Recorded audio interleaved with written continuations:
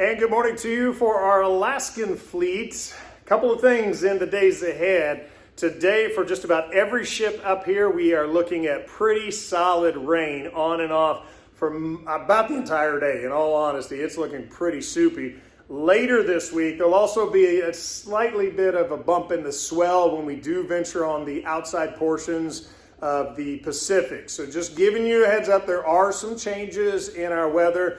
Nothing is looking like dangerous seas or having to cancel ports that we can tell right now. This looks like our itinerary stay on track, just pretty early summer season, or what we call shoulder season in Alaska.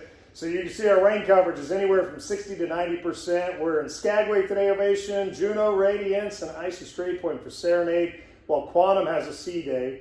Coolest temperature will be in Juneau today, 5 Celsius or 41. That's our high temperature, so we spend the day mostly in the 30s. 7 Celsius, our high temperature in Skagway, or 45. So that's a cold, cold rain for a lot of us.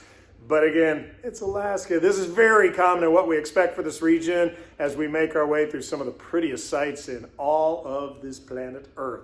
So that's our look at our Tuesday. I'll see you back here tomorrow morning with an update for your Wednesday forecast. I want to touch on Navigator briefly because as we have the sea day today, you're likely feeling there's been just a slight bit of elevated swell. And as we go through the next couple days, we're still, since we're out in the Pacific, going to have the cooler temperatures. High of 61 today, 59 tomorrow, and then once we're down in Ensenada, that's going to warm up about 75 for a high temperature there. Catalina is still kind of on the fence for me.